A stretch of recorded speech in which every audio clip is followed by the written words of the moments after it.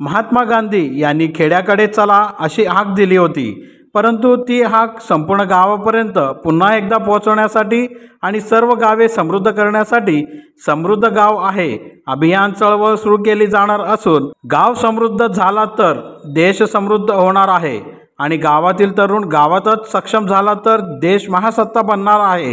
हे पंतप्रधान नरेंद्र मोदी यांनी पाहिलेला स्वप्न पूर्ण करण्यासाठी आम्ही हा प्रयत्न करत असल्याचे प्रतिपादन आमदार सुभाष देशमुख यांनी कृषी पर्यटन केंद्र होटगी या ठिकाणी आयोजित केलेल्या पत्रकार परिषदेत केले।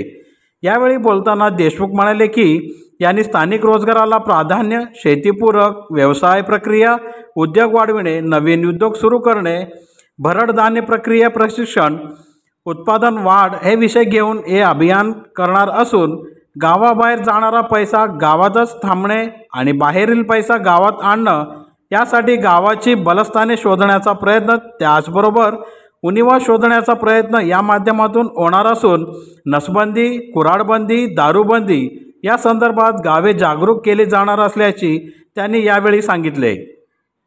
गेल्या 40 वर्षापासून मी शहरात राहत असतो तरी ग्रामीण भागाशी असणारी नाळ अजून तुटू दिलेली नाही आणि त्यामुळेच गावे समृद्ध करण्यासाठी आपण या अभियान सुरू करत आहोत। पहिल्या टप्प्यात 100 गावे जोडली जाणार असून, देश पातळीवर याचा सर्वे झाला तर राज्यामध्ये सोलापूर जिल्ह्याचे नाव देशाच्या नकाशावर दिसेल अशी आशा यावेळी सुभाष देशमुख यांनी व्यक्त केली। गेल्या अनेक वर्षापासून लोकमंगल उद्योग समूहाच्या माध्यमातून तरुणांना काम देण्याचा प्रयत्न होत असून, यापुढे तो प्रयत्न केला जाणार आहे। त्यासाठी अनेक तरुणांची आणि गावातील सर्व क्षेत्रातील नागरिकांची यासाठी गरज असून, लोकसहभागाशिवाय कोणतीच क्रांती होत नाही असे यावेळी बोलताना सांगितले। समृद्ध गाव संकल्पना सर्वप्रथम आपण पंढरपूर तालुक्यातील चिंचणी या ठिकाणी हा प्रयोग केला असून, त्यानंतर दक्षिण सोलापूर तालुक्यातील वडकबाळ, त्याचबरोबर राष्ट्रीय महामार्ग असणारे नांदणी या ठिकाणी हा उपक्रम राबवला असून, लोकसहभाग वाढल्यानंतर निश्चित हे अभियान तळागाळात पोहोचेल आणि संपूर्ण गावे स्वयंपूर्ण आणि समृद्ध होतील असे मत शेवटी बोलताना आमदार देशमुख यांनी व्यक्त केले। तेच गाव आता सर्व लोकसहभागात 100% नागरिक, 100% महिला या गावातच आता काम करतात, त्यांचा रोजगार गावात झाला। आणि मला असं वाटतं की देशाचे पंतप्रधान सुद्धा 2047चा विकसित भारत कसा असेल हे स्वप्न आम्हाला देशवासियाला दाखवत आहे।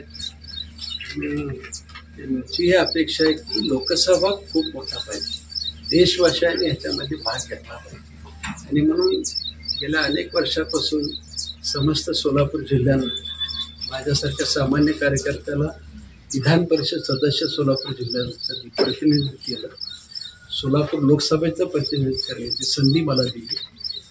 सोलापूरच्या 2 वेळेस मला विधानसभा सदस्य म्हणून संधी दिली।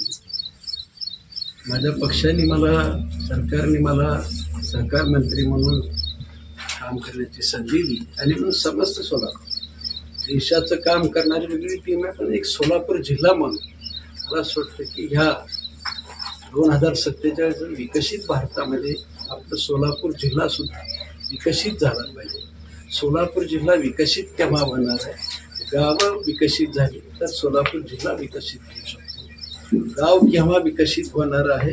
गावातलं प्रत्येक कुटुंब हे समृद्ध झालं तर ते गाव समृद्ध होऊ शकतं। आणि परिवारापासून, गावापासून, तालुक्यापासून जिल्हा समृद्ध करायचं एक स्वप्न पाहतोय। गेल्या 2 महिन्यापासून अनेक गावकऱ्यांशी सरपंच चर्चा केली, अनेकांनी संमती दिलेली आहे, लोकांचा सहभाग दर्शवलेला आहे। आत्तापर्यंत जवळपास 100च्या आसपास गावांचा संमती आलेली आहे आणि ह्या संमतीबरोबरच आपण स्थानिक लोकांचा सहभागाशिवाय ह्या गोष्टी करू शकत नाही।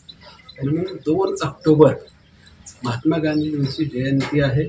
महात्मा गांधींचं सातत्यानं स्वप्न होतं की खेड्याकडे चला, तो संदेशाचा आधार